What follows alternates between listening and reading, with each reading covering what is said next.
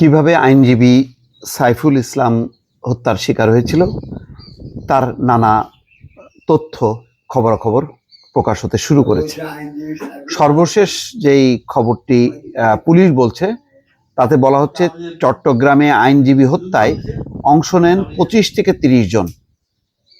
মানে একজন মানুষকে হত্যাকাণ্ডে অংশ নেয় 25 থেকে 30 জন, মানে তার পক্ষে বাঁচা সম্ভব। এবং প্রত্যেকের হাতে ছিল ধারালো অস্ত্র, সেটা ভিডিওতে নিশ্চয়ই প্রকাশ পেয়েছে। খবরে বলা হচ্ছে এরকম ভাবে যে সাদা শার্ট ও কালো প্যান্ট পরা একজন রাস্তায় পড়ে আছেন, আশেপাশে 25-30 জন যুবক, একজনের পরনে কমলা রঙের গেঞ্জি, কালো প্যান্ট, মাথায় ছাই রঙের হেলমেট। পড়ে থাকা ওই ব্যক্তিকে কিরিচ দিয়ে কোপাতে থাকেন এই হেলমেটধারী। অন্য আরো 3-4 জন তাকে পেটাচ্ছেন। এটি পুলিশের সংগ্রহ করা একটি ভিডিওর চিত্র। দর্শক বুঝতে পারছেন কত নির্মম এবং পাশবিক এই হত্যাকাণ্ড ছিল।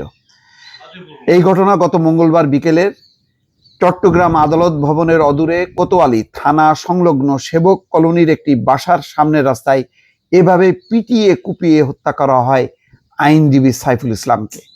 কিরিচ হাতে কোপাতে থাকা যুবকের নাম চন্দন দাস। দর্শক নামটা আবারও একটু উচ্চারণ করি। কিরিচ হাতে কোপাতে থাকা যুবকের নাম চন্দন দাস, পেশায় পরিচ্ছন্নতা কর্মী, একজন সুইপার। চন্দন দাস সে কোপাচ্ছে একজন আইনজীবীকে, যে সরকারি কৌশলী অর্থাৎ সরকারি আইনজীবী বা রাষ্ট্রপক্ষের আইনজীবীকে একজন সুইপার চন্দন দাস তাকে কোপাচ্ছে। ঘটনাটা খেয়াল করেন।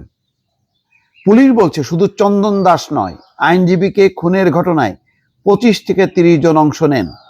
কোপানোয় অংশ নেন 4 জন। ঘটনাস্থলের ভিডিও ফুটেজ দেখে পুলিশ ইতিমধ্যে 8 জনকে গ্রেপ্তার করেছে, বাকিদের গ্রেপ্তার অভিযান চলছে।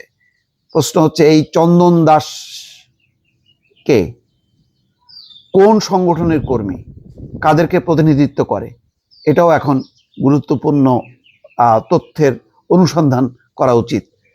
আইনজীবী সাইফুল ইসলাম হত্যার প্রতিবাদ গতকাল বৃহস্পতিবার দ্বিতীয় দিনের মতো চট্টগ্রামের আদালত কার্যক্রম বন্ধ ছিল।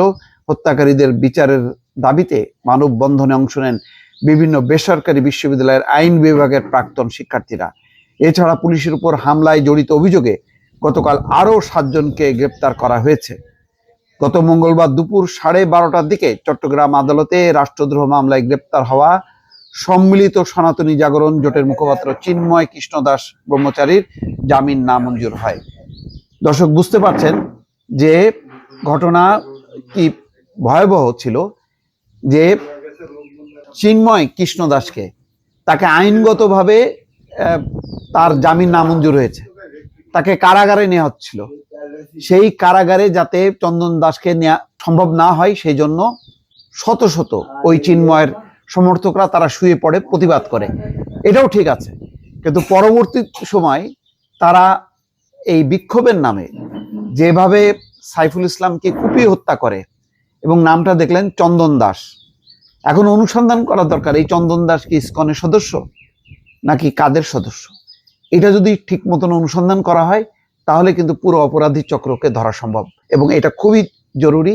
হাইকোর্ট নির্দেশনা দিয়েছে রাষ্ট্রপক্ষকে যাতে এই ঘটনার ব্যাপারে পুঙ্খানুপুঙ্খ তদন্ত করা হয় এবং কোনো রকম ভাবে যাতে শৈথিল্য